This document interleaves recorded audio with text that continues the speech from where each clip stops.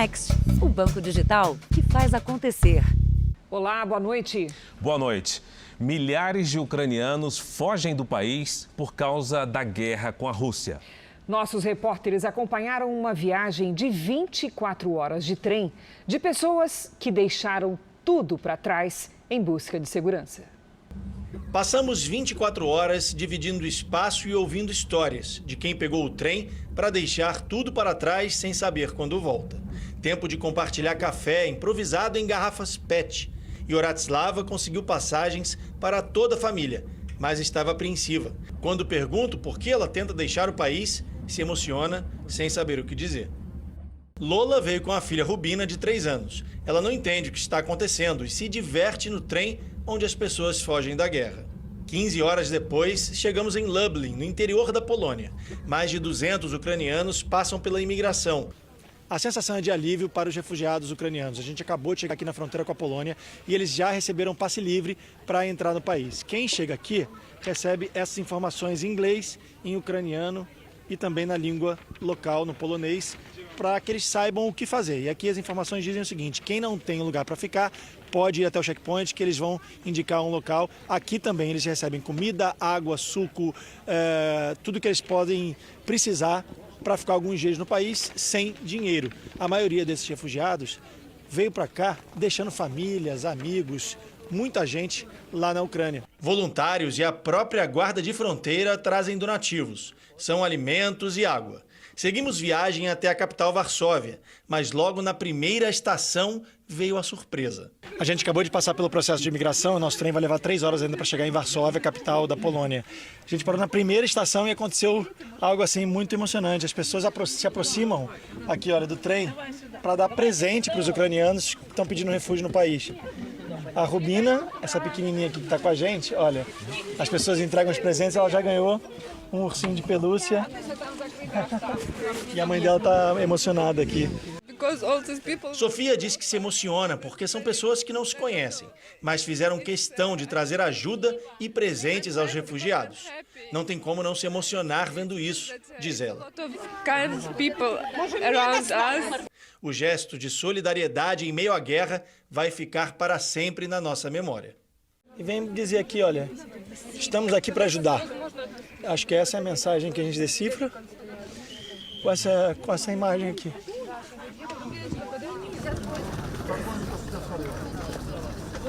São histórias dramáticas, como a que se encerrou nesse abraço. O pai, de 38 anos, não pôde passar pela fronteira com a Hungria, porque a Ucrânia convocou todos os homens entre 18 e 60 anos para a resistência. Ele implorou a uma desconhecida que levasse os 2 filhos para o outro lado e deu o número do celular da mãe, que estava vindo da Itália.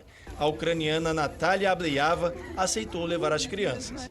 Ela havia deixado para trás seus 2 filhos, um policial e uma enfermeira, que também não puderam sair do país em guerra. As 2 mães se abraçaram e o choro era pelo mesmo sentimento. E veja também: a capital da Ucrânia sob pesado bombardeio. Um prédio residencial em Kiev é atingido por um míssil. Presidente da Ucrânia diz que permanece no país. Nossos repórteres mostram a situação dos refugiados que cruzam a fronteira. O relato dos jogadores que conseguiram deixar Kiev às pressas. Aviões da FAB estão de prontidão para resgatar brasileiros.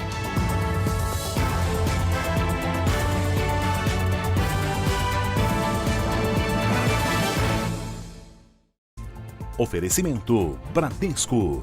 Pague do seu jeito.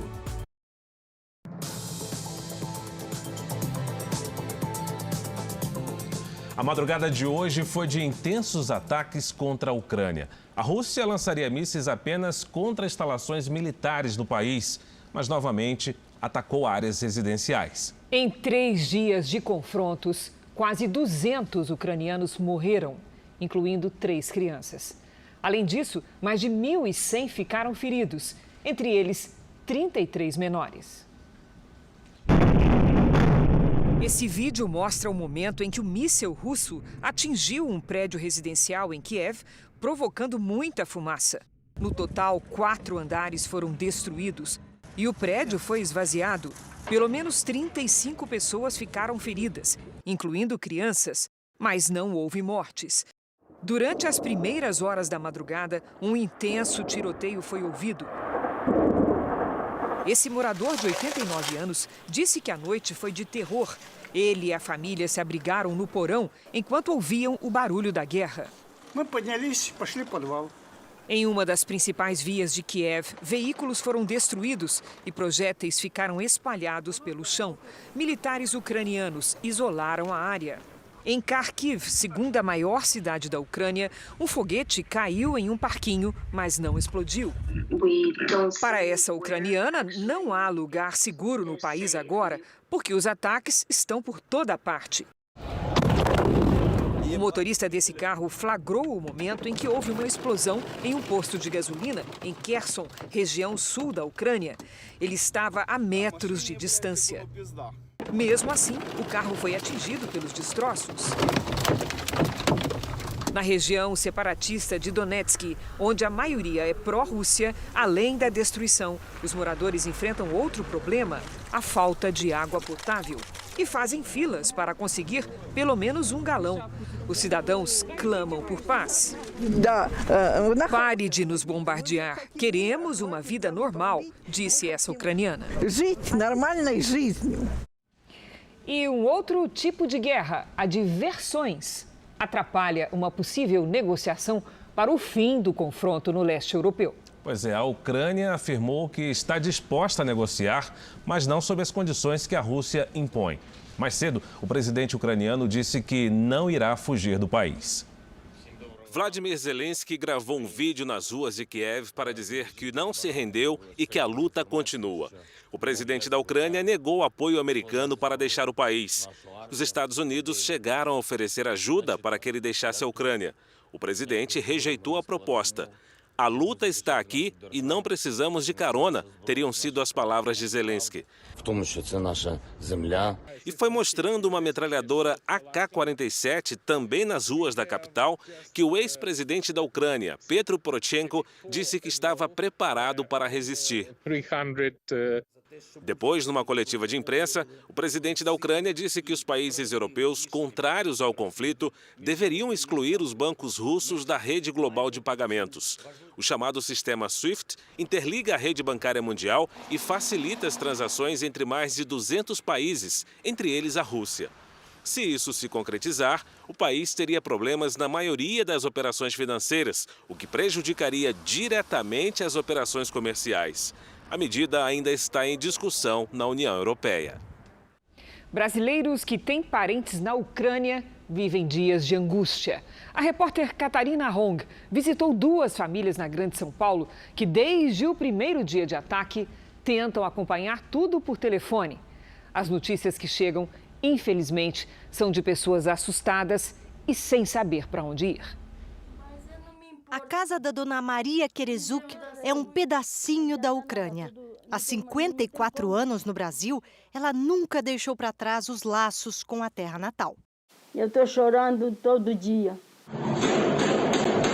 A Ucrânia tem uma história marcada por invasões e guerras. O que dona Maria não esperava era que fossem passar por tudo isso novamente. A terra é melhor no mundo. Melhor terra do mundo. Melhor. Como é que fica, como é que a senhora se sente vendo que esse país tão bonito que é o seu país... Doendo o coração. A dona Maria tem uma prima que mora no sul da Ucrânia, uma cidade que se chama Nikolaev, que fica bem pertinho de Odessa. Ela fala com essa prima, geralmente uma vez por mês, mas ultimamente ela tem falado com mais frequência para saber as notícias da família durante essa guerra. Então agora ela vai tentar ligar para a Dária, né, dona Maria? Vou tentar ligar. Alô? Alô, Slava Jesus Cristo! A minha prima está falando, fala para eles ajudar. Turma indo nas casas lá e catando, doando lá mantimento, batata, repolho, tudo isso para soldados, para comer. Alexander e Priscila estavam com tudo pronto para voltar para Kiev em março. Eles se conheceram pela internet, se casaram e vieram ao Brasil para buscar as filhas dela. A guerra frustrou os planos. Infelizmente, o nosso sonho foi interrompido por essa situação toda, né? De reunir a família novamente. Alô, dama. No meio da entrevista, Alexander recebe uma ligação da mãe, que está no subsolo do prédio onde vive, nos arredores de Kiev. Ela diz que agora a região está aparentemente mais tranquila. Os sons de bombas parecem distantes. A minha sogra, a gente ligou para ela disse que está tendo uma marcação, né, nos prédios. É um X que eles estão colocando nos prédios, no terraço. E essa marcação, tudo indica que é bombardeio, né? O contato com a mãe reforçou em Alexander uma vontade, a de voltar para a Ucrânia e defender o país. E eu quero ajudar meu país, minha cidade, minha mãe. O presidente russo Vladimir Putin foi por 15 anos espião da KGB, o serviço secreto da extinta União Soviética. Há mais de 3 décadas, ele chegou ao alto escalão da política da Rússia. E durante este período, essas 3 décadas, cada vez mais a imagem de líder autoritário e que não se submete aos interesses do Ocidente vem se firmando. Vladimir Putin surgiu no cenário político russo ainda na década de 90. Formado em Direito, Putin foi vice-prefeito da cidade de São Petersburgo. E com a Rússia sob o comando de Boris Yeltsin, em 99 foi escolhido primeiro-ministro. No ano seguinte, com a renúncia de Yeltsin em meio à crise econômica e política, ele assumiu a presidência. Logo no início de seu mandato, ele já dá um procedimento de fechar o regime, na construção de um regime mais autoritário, mais centralizado. E, ao mesmo tempo, a população começou a associar isso à ideia de que um regime mais fechado, mais centralizado, ao menos poderia garantir ordem, controle, desenvolvimento econômico. A redução da pobreza e os ganhos econômicos garantiram popularidade a Putin, apesar do autoritarismo. E a imagem do ex-espião da KGB, herói soviético, entusiasta dos esportes, armas e animais selvagens, reforçava a fama de líder destemido, defensor do orgulho russo. Todo mundo ocidental começa a ver Putin de uma outra maneira. Começa a perceber que ele tem um projeto de desenvolvimento para a Rússia que é distinto de Yeltsin. Ele quer ser um tomador de decisões.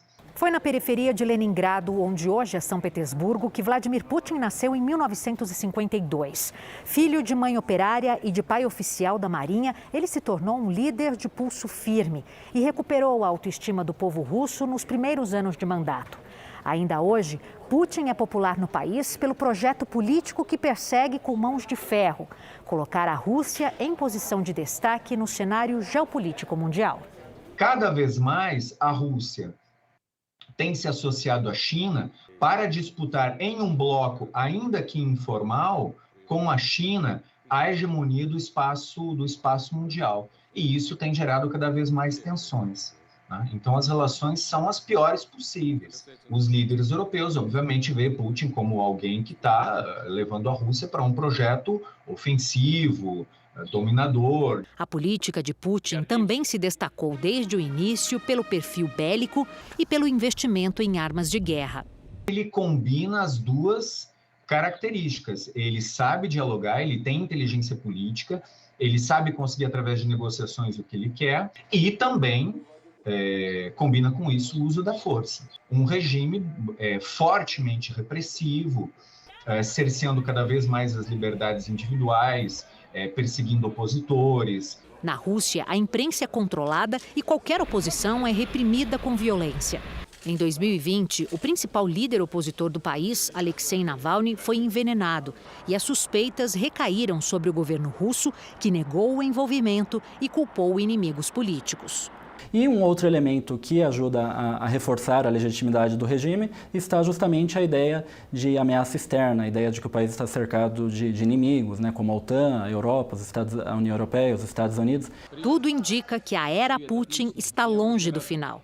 Depois de reeleito em eleições marcadas por dúvidas e protestos, o líder russo sancionou uma lei que permite, na prática, que ele fique no poder até 2036, quando terá 84 anos. Em vários países pelo mundo afora, manifestantes foram às ruas pedir o fim dos ataques à Ucrânia. Na principal praça de Milão, na Itália, milhares de pessoas pediram paz. Também houve protestos em solidariedade à Ucrânia na Alemanha, Suíça e Áustria. Em Paris, na França, os manifestantes acusaram o presidente russo Vladimir Putin de cometer crimes de guerra. Em Tóquio, houve uma marcha que reuniu japoneses e imigrantes para pedir o fim da invasão na Ucrânia. Na cidade australiana de Sydney, os manifestantes pediram mais ações contra Moscou. E até na Rússia, as pessoas foram às ruas para dizer não à guerra.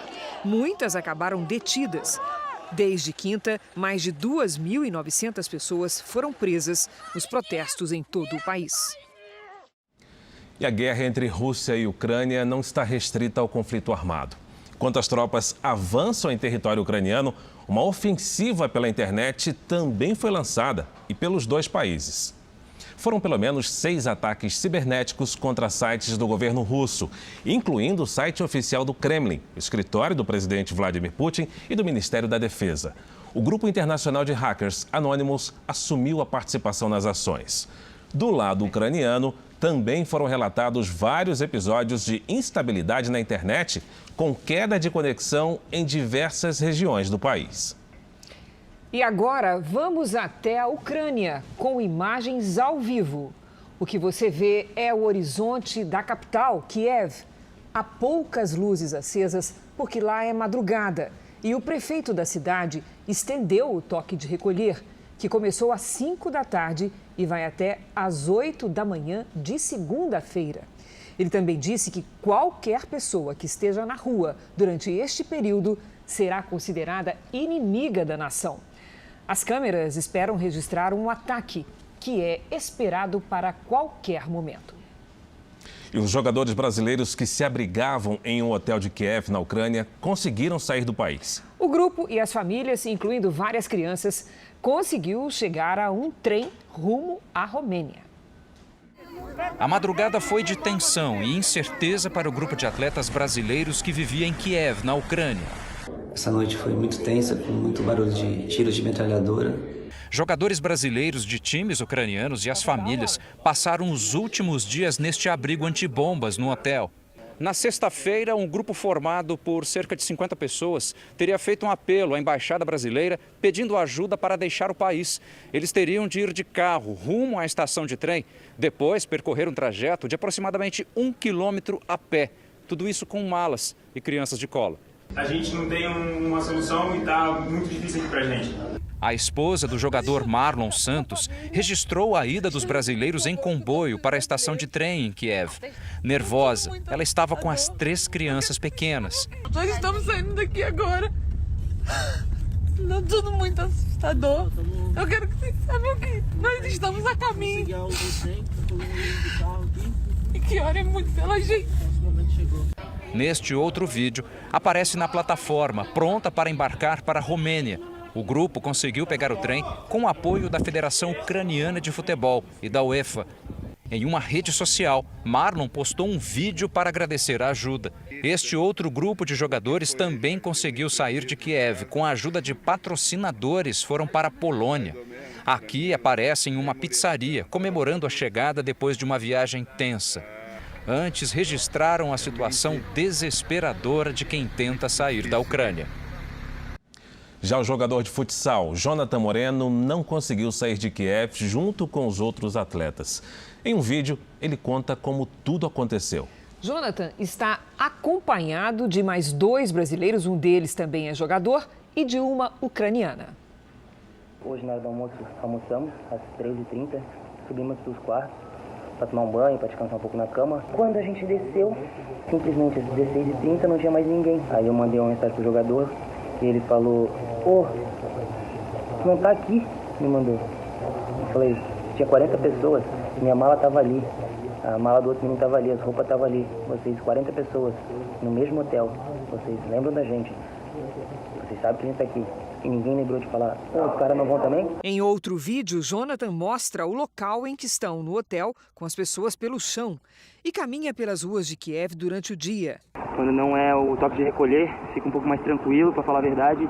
Não, a gente escuta bombas, tiros, mas fica bem menos do que à noite. Ele relata momentos assustadores com o toque de sirenes.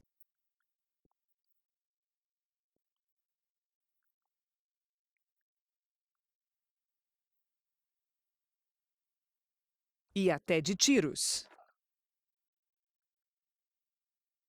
O representante do Centro de Formação de Atletas, responsável pela equipe que deixou o hotel, explica que a saída deles do local precisou ser muito rápida. Nós estávamos lá no hotel em Kiev, um momento muito conturbado, e hoje foi um dia muito intenso, porque nós não tínhamos informações. Nós temos que sair, vai ter um trem e tem que ser muito rápido, tomar banho em 10 minutos. Então foi muito rápido. Você vai acompanhar agora o relato de um outro brasileiro, o ex-jogador do Salgueiro, Juninho Reis, que hoje joga no futebol da Ucrânia. Olha, ele percorreu mais de 50 quilômetros a pé com a família para conseguir cruzar a fronteira da Ucrânia com a Polônia. O atleta nos enviou um relato das dificuldades que está enfrentando. A gente está com dificuldade para poder conseguir continuar andando. A gente já andou cerca de 5, 6 horas. Realmente estamos todos exaustos. Meu filho estava dormindo, então para carregar ele sem carrinho fica muito difícil. A gente está aguardando aqui agora que até para descansar um pouco, para ver se alguns amigos que moram na Polônia conseguem vir aqui nos resgatar. Em Zaporizhia, que é uma cidade que fica perto de Donetsk e Luhansk. Então conseguimos pegar esse trem, fomos avisados 10 minutos antes do trem sair para Lviv. Viajamos durante 16 horas. Foi muita dificuldade para conseguir entrar no trem lá, muita gente querendo sair também. Não tinha espaço dentro do trem, a gente revezou para dormir, uns deitava no chão do vagão e graças a Deus conseguimos chegar até Lviv. E quando chegamos até Lviv também não recebemos nenhum amparo de ninguém. Pegamos um carro com uma pessoa lá que nossos empresários arrumou lá para levar até a fronteira, mas ele só conseguiu andar cerca de 5 quilômetros. E até então nós tivemos que parar no meio do caminho e tivemos que andar a maioria do percurso onde nós estamos andando até agora, que é cerca de 50, 40 quilômetros. Veja a seguir, nossos repórteres chegam a Varsóvia, na Polônia, e acompanham o drama dos refugiados. E veja também, países enviam armamento e ajuda humanitária à Ucrânia. Nós voltamos a falar da crise no leste europeu. Cerca de 150 mil pessoas já fugiram da Ucrânia para países vizinhos como Polônia, Moldávia, Hungria e Romênia, segundo um levantamento deste sábado feito pelas Nações Unidas. Vamos então ao vivo conversar agora com nossos enviados especiais à região, Leandro Stoliar e Luiz Felipe Silveira. Hoje eles estão em Varsóvia, na Polônia, acompanhando o deslocamento dos refugiados. Boa noite, Leandro. Boa noite também ao nosso colega, o repórter cinematográfico Luiz Felipe. Esse número de refugiados não para de crescer, é isso? Oi, Cris. Boa noite para você, boa noite para o Fara. É exatamente isso. A cada dia que passa, milhares de pessoas deixam a Ucrânia por causa dos confrontos. O ministro do Interior da Polônia, onde nós estamos agora, disse hoje que 115 mil ucranianos cruzaram a fronteira depois do último ataque russo na quinta-feira passada. Segundo ele, 90% desses ucranianos têm onde dormir, seja em casas de amigos ou de familiares. Os demais irão para centros de acolhimento que serão instalados em lugares perto da fronteira. As pessoas vão receber alimentação e assistência médica e terão um lugar para dormir. Cerca de 1,5 milhão de ucranianos já viviam na Polônia antes da invasão. Até agora, foi o país vizinho que mais recebeu viajantes. Além da Polônia, os ucranianos também buscam refúgio na Moldávia, na Hungria, na Eslováquia e na Romênia, segundo dados do Alto Comissariado das Nações Unidas para os Refugiados, que monitora a movimentação. Fara e Cris. Obrigada, Leandro. Nós voltamos a falar com você em seguida. Essa fuga ocorre porque quase toda a Ucrânia tem sido alvo de ataques nos últimos dias e as tropas russas avançam pelo país. Neste mapa, vemos que os russos avançam pelo norte da Ucrânia, onde está a usina nuclear de Chernobyl. E também pelo nordeste e pelo leste, onde ficam as províncias separatistas de Luhansk e Donetsk. A maioria nesta área apoia a Rússia e não reconhece o governo ucraniano. Também está sob o domínio do exército russo a península da Crimeia e cidades como Kherson e Melitopol. Nos últimos dias, Moscou realizou fortes ataques aéreos nessas regiões, onde houve intensos combates. Entre elas está a capital, Kiev. Até o momento, nenhum país enviou soldados para se juntar aos ucranianos na resistência contra a Rússia. A ajuda tem sido por meio do envio de armas e suprimentos. A Ucrânia enfrenta a Rússia em Kiev com o arsenal que dispõe. Sem o reforço de tropas internacionais, civis pegam em armas e tentam defender a capital Kiev. Os Estados Unidos chegaram a oferecer inclusive ajuda para a retirada do presidente do país. A oferta foi recusada. Segundo a embaixada ucraniana em Londres, Zelensky disse: "A guerra é aqui. Eu preciso de munição e não de carona." A mensagem do presidente ucraniano chegou ao secretário de Estado americano Antony Blinken, que em conversa com o presidente Joe Biden autorizou o envio de quase 2 bilhões de dólares. É a terceira ajuda financeira desde que as tropas russas iniciaram as ameaças. Desde o ano passado, Biden já teria enviado mais de 5 bilhões de reais à Ucrânia.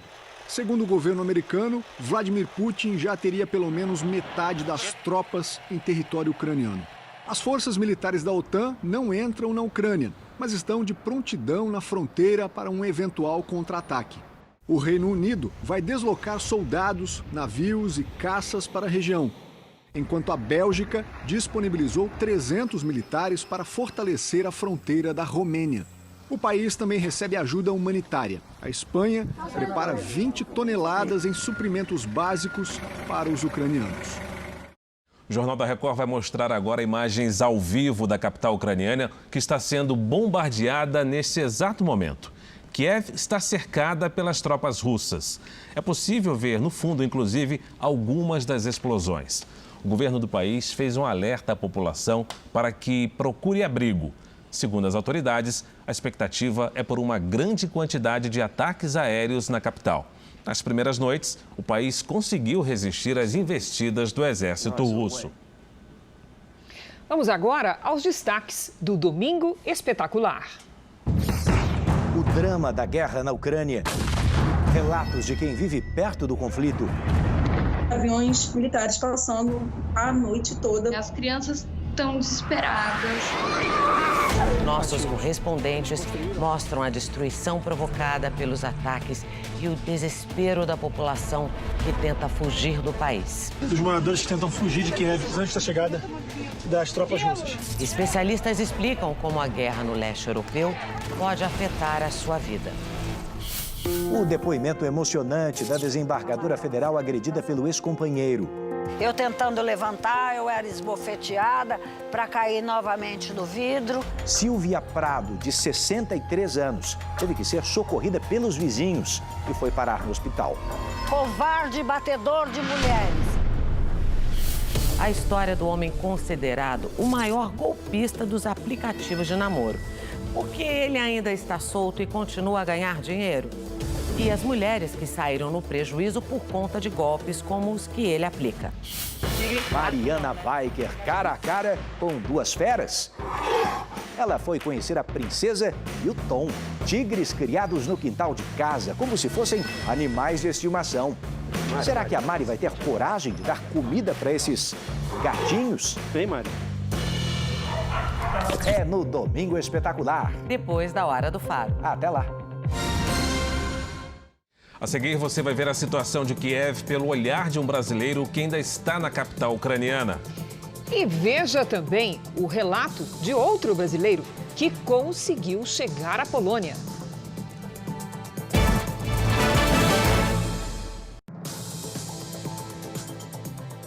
Nós vamos voltar a falar com os nossos enviados especiais que estão na Polônia, acompanhando a onda de imigração dos ucranianos para países vizinhos. A estimativa é que essa crise pode mover 5 milhões de ucranianos para outras regiões. O repórter Leandro Stoliar e o cinegrafista Luiz Felipe Silveira estão agora na capital Varsóvia. Leandro, mais uma vez, boa noite para você. Conta pra gente aí qual é o sentimento dessas pessoas.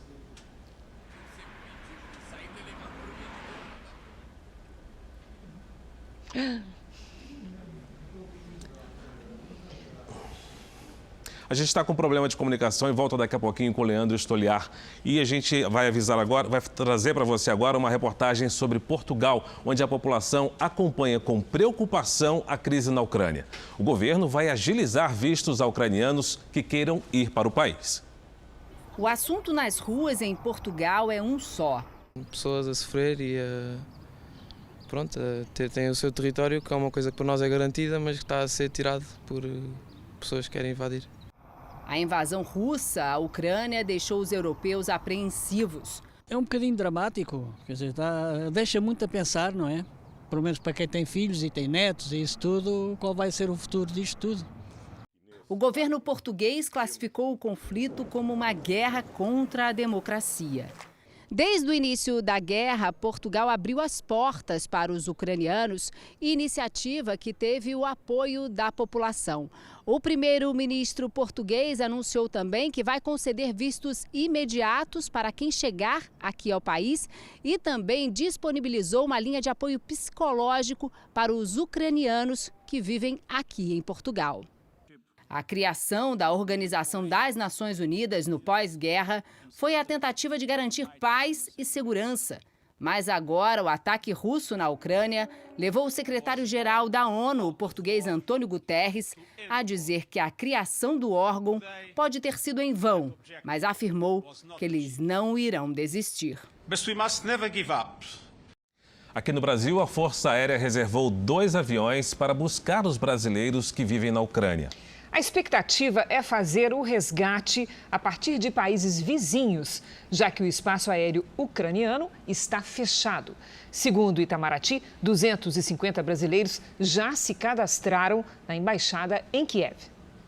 As conversas entre o Itamaraty e o Ministério da Defesa começaram na quinta-feira.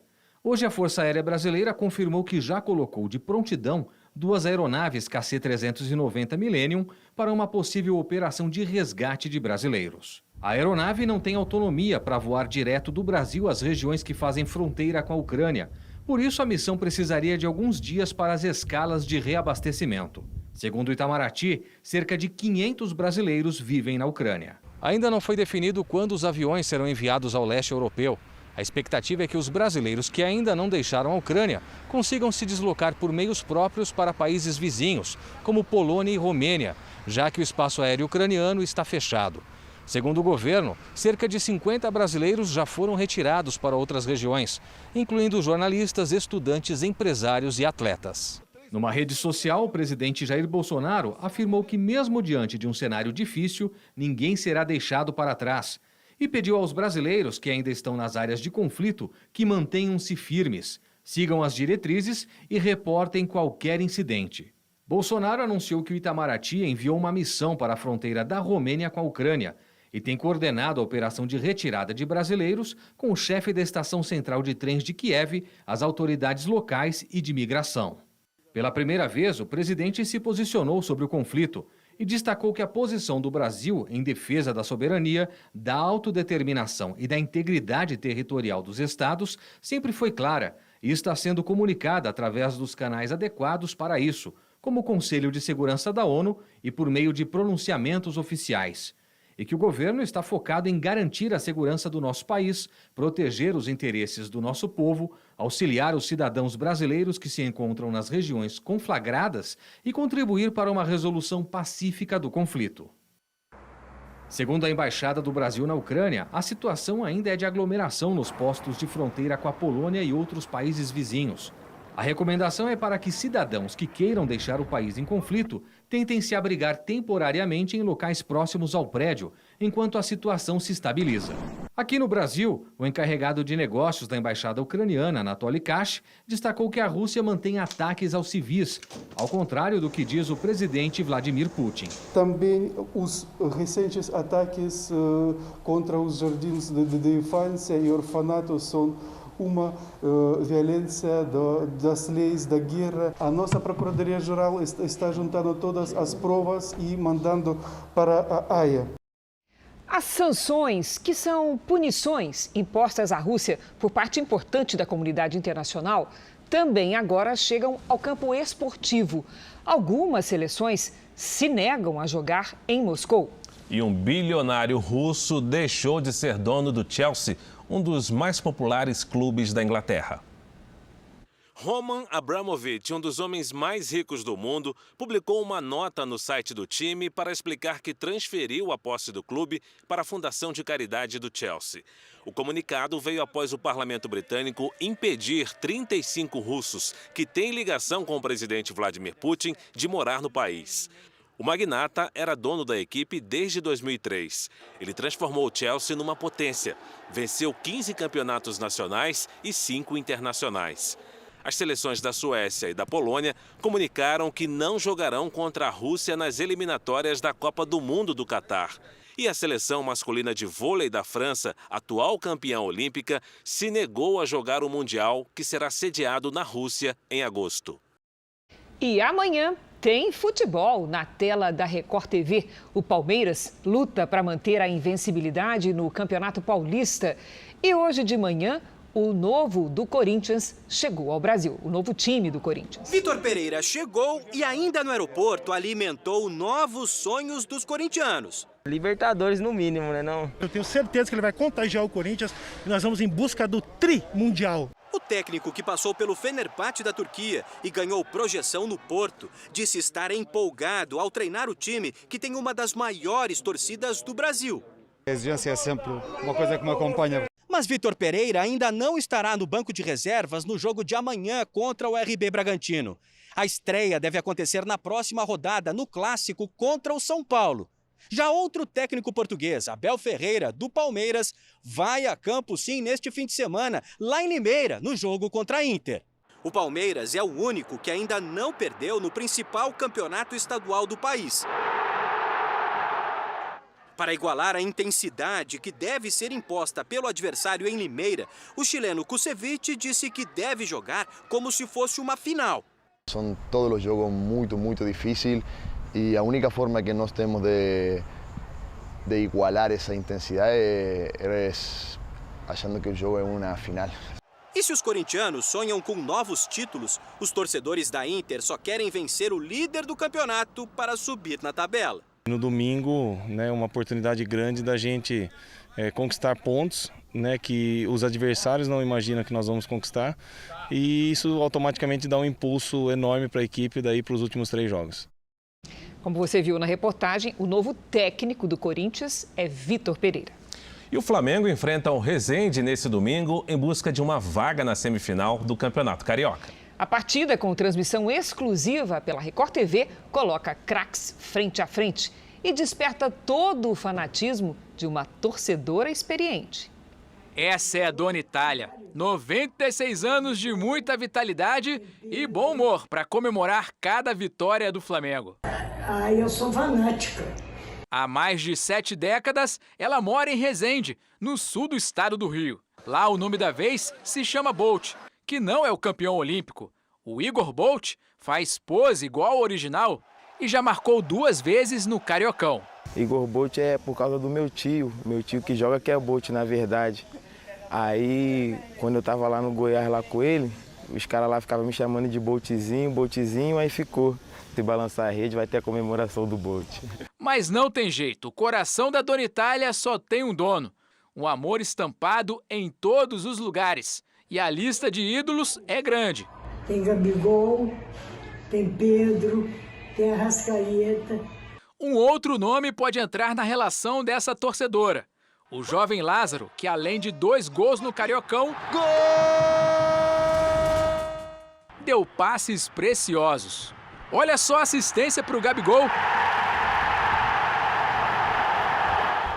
O importante é o gol, a equipe sair com a vitória. Se eu fizer o gol, o outro fizer o gol, o que vale é a felicidade da equipe.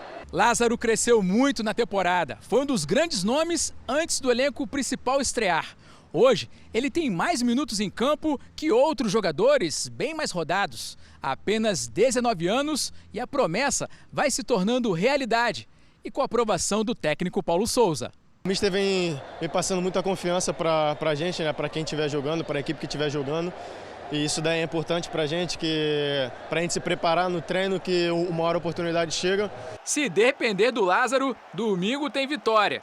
Vaga nas semifinais do Campeonato Carioca e, claro, alegria para Dona Itália. Dona Itália, um grande abraço, que Deus te abençoe, tá bom?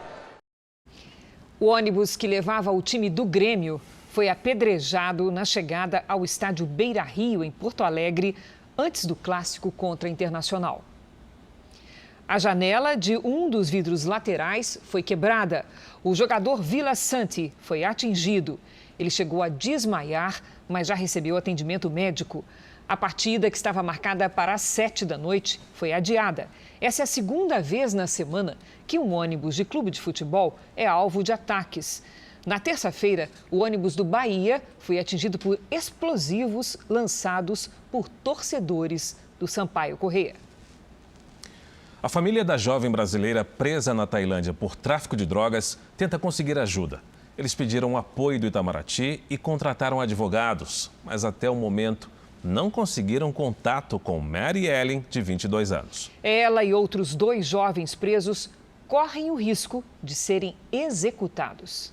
O choro é de uma mãe desesperada. Já são quase 2 semanas sem notícias da filha. Fazia almoço para mim, ela cuidava de mim. Há 2 semanas, Mariellen, de 22 anos, saiu de casa em Pouso Alegre, no sul de Minas, e viajou para Curitiba, no Paraná. Sem a família saber, embarcou para a Tailândia, onde foi presa com outros 2 brasileiros no aeroporto de Bangkok, com cerca de 15 quilos de cocaína. Eu estou precisando de ajuda. Eu quero que eu pague essa pena aqui no Brasil. Eu não quero que ela pague lá. Com sentença de morte, não. 3 advogados acompanham a situação de Mary Ellen aqui no Brasil. A defesa diz que ainda não conseguiu contato porque a jovem deve ficar isolada até o dia 7 de março por causa da pandemia. Os advogados já entraram com um pedido para uma audiência por videochamada com Mary Ellen. O caso ainda será julgado e, de acordo com a defesa, é cedo para afirmar o que pode acontecer. A possibilidade de pena de morte existe porque há previsão legal lá. Mas ela, assim como o perdão também pode acontecer, assim como ela pode ser extraditada. A família segue angustiada à espera de notícias. Eu preciso dela.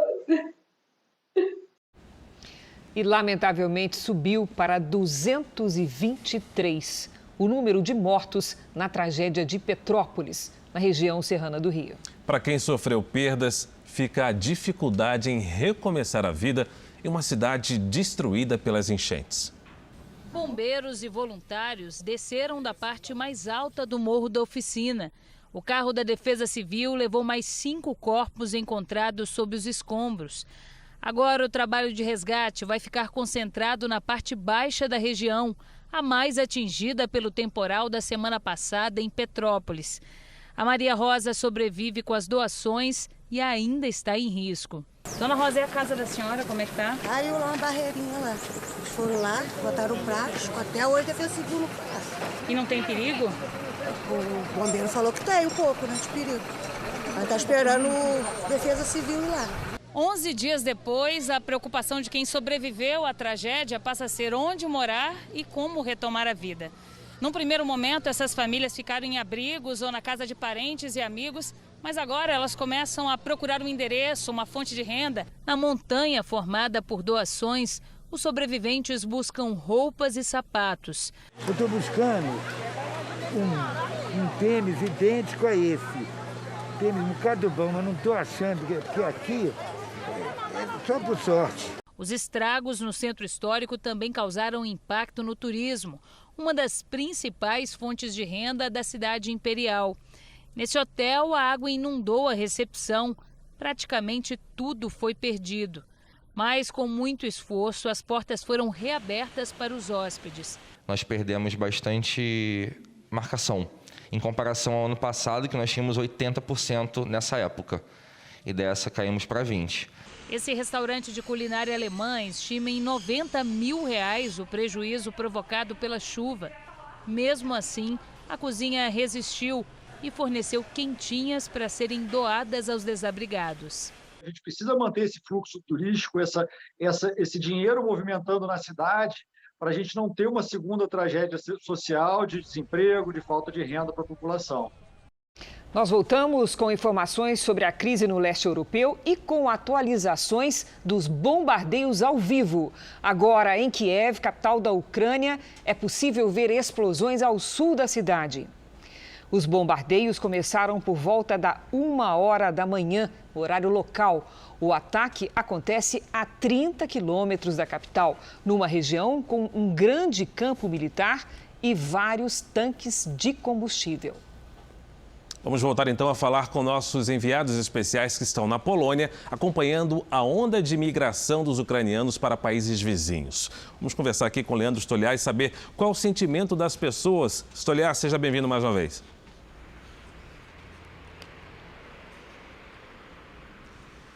Oi, Fara. Oi, Cris. O sentimento é de medo e pressa.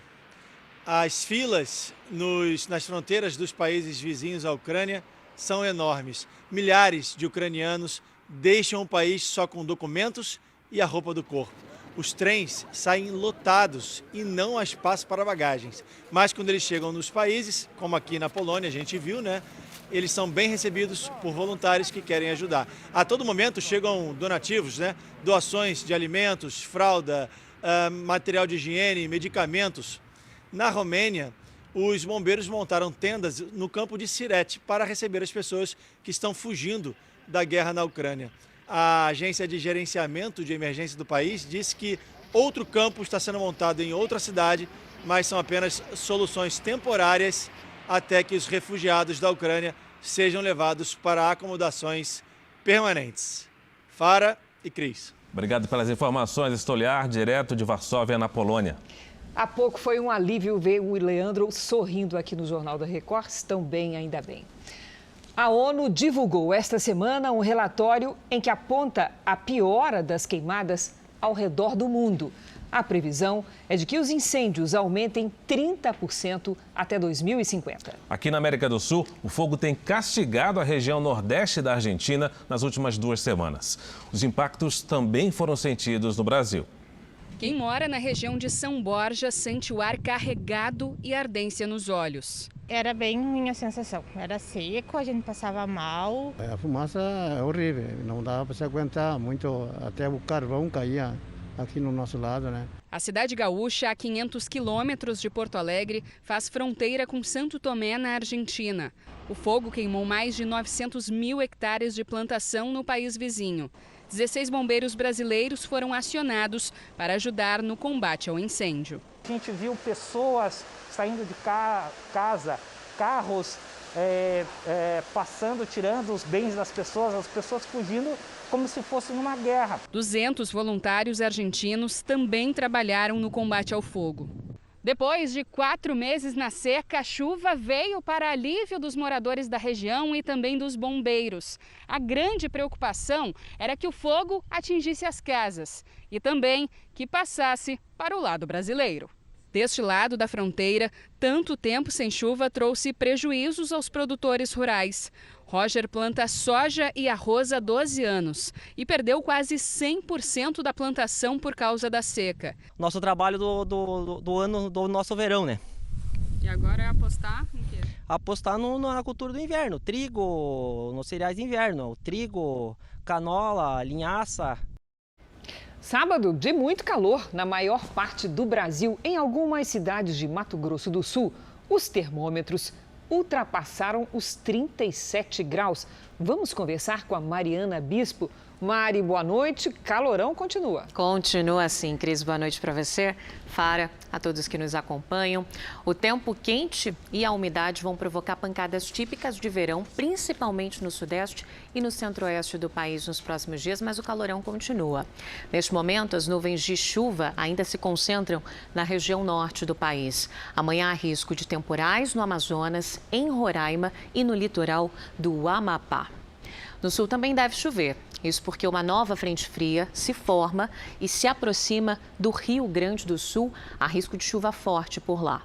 No Nordeste, sol e calor, tempo firme entre o interior do Rio Grande do Norte e a Bahia. Em Porto Alegre, chance de pancadas e calorão de 37 graus será a temperatura mais alta do domingo entre as capitais, inclusive. Em Campo Grande e em Goiânia, sol e temporais máximas entre 34 e 33 graus.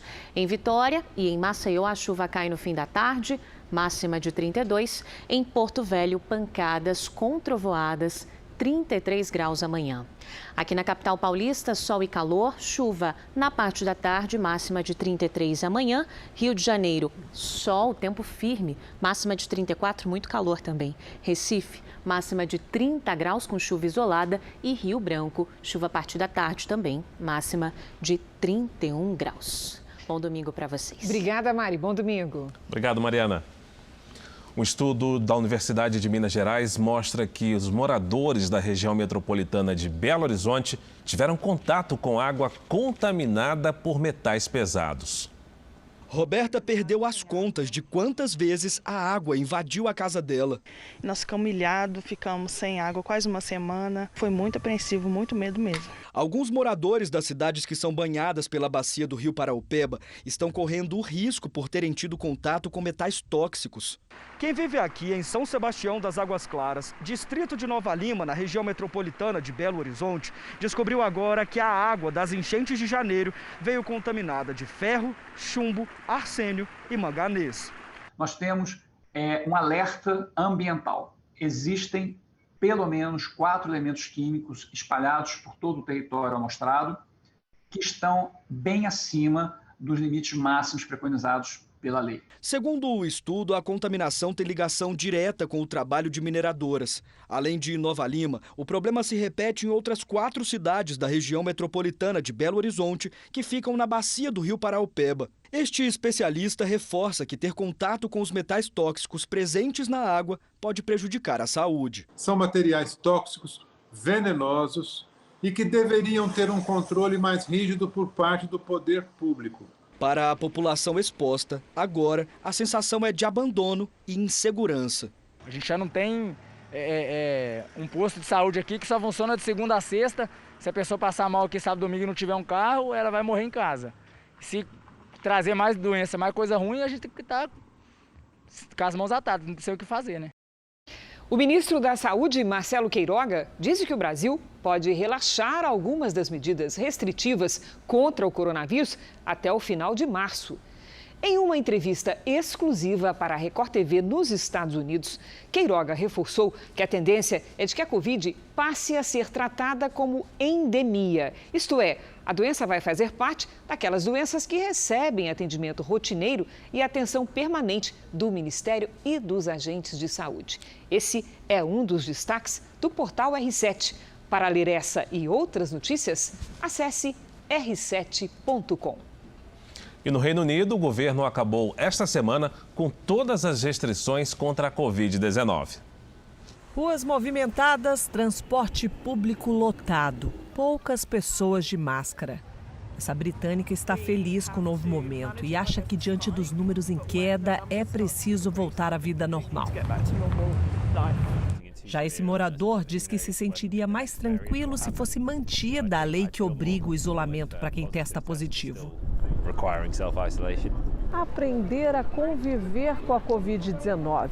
Esse é o desafio dos britânicos daqui para frente. Sem restrições, o governo confia na população para evitar novas ondas de contágio. Mas pelas novas regras, quem está infectado não precisa mais se isolar. O governo confia que a vacinação seja capaz de proteger a população de novas cepas. Segundo Boris Johnson, o governo vai continuar vacinando a população com doses de reforço, principalmente quem faz parte dos grupos de risco. A oposição discorda que esse seja o momento para o fim das restrições e critica o governo por anunciar que a partir de abril vai parar de fornecer testes de Covid à população. Apenas idosos e pessoas vulneráveis vão ter acesso gratuito ao exame. Estados Unidos e Albânia pediram uma reunião extraordinária do Conselho de Segurança da ONU para discutir a guerra na Ucrânia. Sobre esse assunto, a gente conversa agora ao vivo com o correspondente Vandrei Pereira, que está em Washington. Olá, Vandrei, suas informações, por favor. Oi, Cris, muito boa noite a todos. A reunião precisa ser aprovada por 9 dos 15 membros do Conselho para acontecer. Se for aprovada, está prevista para este domingo, às 5 horas da tarde, no horário de Brasília. Será o 4º encontro do Conselho de Segurança desde a última segunda-feira. O presidente ucraniano, Volodymyr Zelensky, também pediu neste sábado que a Rússia perca o direito de voto no Conselho. Uma alternativa para os ucranianos é a Assembleia Geral da ONU, que ocorre na próxima semana.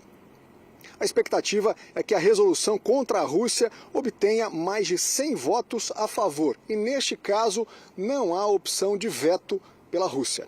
Cris, Fara. Obrigada, Vandrei. O Brasil adotou um tom mais claro e crítico à invasão russa na Ucrânia. O discurso do embaixador brasileiro e o voto do país durante a reunião do Conselho de Segurança da ONU marcou a posição da diplomacia brasileira diante do conflito. Horas antes da reunião do Conselho de Segurança da ONU, nesta sexta-feira, embaixadores de países da União Europeia estiveram no Itamaraty para cobrar a diplomacia brasileira. O secretário de Estado americano também ligou para o ministro das Relações Exteriores, Carlos França. Os fatos do país até então não ter se posicionado oficialmente e do presidente Jair Bolsonaro ter visitado a Rússia poucos dias antes da invasão à Ucrânia deixavam algumas incertezas. Isso acabou depois do discurso duro do representante brasileiro na ONU. Falando em inglês, o embaixador Ronaldo Costa Filho pediu o fim total do que chamou de hostilidades, a retirada das tropas russas da Ucrânia e fez um apelo para a retomada imediata do diálogo diplomático na região. O embaixador também afirmou que a Rússia cruzou a linha. O posicionamento talvez já estivesse tomado, um posicionamento contrário à guerra. Mas a contundência do discurso do representante brasileiro no Conselho de Segurança da ONU foi, ela sim, determinada por essa pressão dos embaixadores dos demais países da União Europeia. 11 países votaram a favor da resolução que condena os ataques russos. China, Índia e Emirados Árabes preferiram se abster. Como tem poder de veto por ser membro permanente do Conselho de Segurança da ONU, a Rússia foi a única a votar contra. Desta forma, a resolução não foi aprovada. No Paraná, a cidade de Prudentópolis, que abriga a maior comunidade ucraniana do Brasil, convive também com a dor da guerra.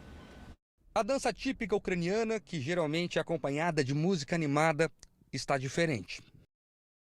A coreografia em silêncio é para chamar a atenção sobre a guerra. A cena tem se repetido em várias praças de Prudentópolis, que tem 75% da população com ascendência ucraniana. Eu sinto o sangue deles correndo nas minhas veias. O sangue que está sendo derramado de forma covarde e injusta. Além das manifestações culturais, vários pontos da cidade estão assim, com as cores da Ucrânia. A solidariedade não está só nas fachadas, mas também dentro das casas dos moradores daqui. Daiane já preparou um quarto da casa para receber possíveis refugiados. A prefeitura da cidade organiza uma rede de voluntários para acolher quem quiser fugir da guerra. É muito importante essa acolhida. Acredito que toda a comunidade ucraniana no Brasil esteja envolvida dessa forma e com certeza quem puder receber vai estar recebendo de braços abertos os ucranianos que vão vir. A ideia é abrigar pessoas como a irmã de Vitaly. Ele mora há 4 anos no Brasil e fala todos os dias com os parentes que estão na Ucrânia. No meio da entrevista com a nossa equipe, ele recebeu a ligação da irmã. Ela falou que as malas estão prontas, crianças também, em qualquer momento. eles vão correr para um lugar para esconder. Enquanto os refugiados não chegam, a cidade mais ucraniana do Brasil sofre a cada bomba que explode no leste europeu. Para mim, a distância territorial é apenas um detalhe no coração. A gente está unido e está junto com os nossos irmãos da Ucrânia. O Jornal da Record acompanhou o drama de um brasileiro que decidiu deixar a Ucrânia de ônibus em direção à Polônia. Aqui estão eles cantando, protestando contra a guerra, insultando o senhor Putin, declarando Slava Ucraína. Rafael Souza é garçom e há 3 anos vivia na Ucrânia. Por causa dos ataques, ele decidiu fugir de ônibus e conseguiu chegar à Polônia. Uma viagem que era para durar basicamente 2 horas. Para chegar na fronteira com a Polônia durou 15 horas. O brasileiro conta que um dos momentos mais tensos foi na fronteira, quando militares descobriram no mesmo ônibus um imigrante ilegal. No ônibus que eu estava tinha um norte-americano que ele saiu, só que ele estava na Ucrânia ilegalmente. Ele estava muito mais tempo que ele devia ter ficado. E aí o pessoal do exército não sabia nem a lei para aplicar para o rapaz. E o rapaz sabia a lei, o rapaz foi e aplicou a lei. Ele teve que pagar uma multa e sair, era só pagar. E o ônibus, por causa disso, já tinha 1 hora esperando. Rafael conseguiu se instalar provisoriamente na Polônia. Ele conta que os brasileiros tentam ajudar quem consegue atravessar a fronteira. Eu recebi mais de, 50 mensagens, 100 mensagens, todo mundo oferecendo comida, oferecendo qualquer tipo de ajuda. Agora, a preocupação do refugiado brasileiro é com os amigos que ficaram para trás. Tem um rapaz do Peru que está pedindo ajuda, ele está bem longe, ele está depois de Kiev, numa cidade que é o coração, assim, no centro mesmo da Ucrânia. É um peruano que tem a esposa ucraniana e 2 filhos. E essa cidade ela está isolada, não existe ônibus, não existe trem e não existe táxi. Se você não tiver o seu carro próprio, você não sai. Nossa produção pediu a um brasileiro que está na Ucrânia para nos contar um pouco mais da situação por lá. Edson Coelho mora há 35 anos na Ucrânia. No 3º dia da guerra, conseguiu sair de casa. Estava tudo tranquilo e a gente saiu, foi numa lojinha comprar algumas coisas que a gente precisava e míssil. No céu a gente conseguiu ver o rastro ainda do míssil, isso foi filmado. O míssil que acabou de ser lançado lá do lado dos russos, para o lado lá de Kiev. Kiev é como os ucranianos chamam a capital. Os russos falam Kiev. A cidade agora tem ruas vazias. Esta mulher diz que não quer viver num país da chamada Federação Russa. Só encontramos pessoas nas filas dos supermercados, onde muitas prateleiras já estão vazias. A maioria das lojas fechou as portas, até mesmo as farmácias. De carro pela cidade, Edson viu uma Kiev que ele nunca imaginou. Acabou de cair uma bomba agora, não sei se deu para ouvir, mas um quiosque destruído também. Vidro quebrado e marcas de bala. O carro que pegou fogo confirma que ali houve um confronto. E ainda tem muito vestígio no chão de munição, né? Os tanques agora podem ser vistos em vários pontos de Kiev. Nos bairros da periferia, é da janela que moradores registraram a movimentação. Muitas pessoas abandonaram as casas para procurar abrigo em outros lugares. As estações de metrô estão cheias. É um lugar seguro para evitar os bombardeios. A cena se repete em outras cidades que estão sob ataque. Relatos que ajudam a imaginar o dia a dia de uma guerra. Quando eu fui à janela e olhei, tinham 4 soldados russos aqui, acocorados, posição de combate, fico esperando alguém vir de lá. Tudo isso é zona de combate, ou seja, eles estão espalhados. Então, é isso. O Jornal da Record termina aqui. A cobertura completa da guerra na Ucrânia você acompanha no Domingo Espetacular. Você continua agora com o Cidade Alerta. Boa noite e ótimo domingo para você. Uma excelente noite para você e um bom domingo.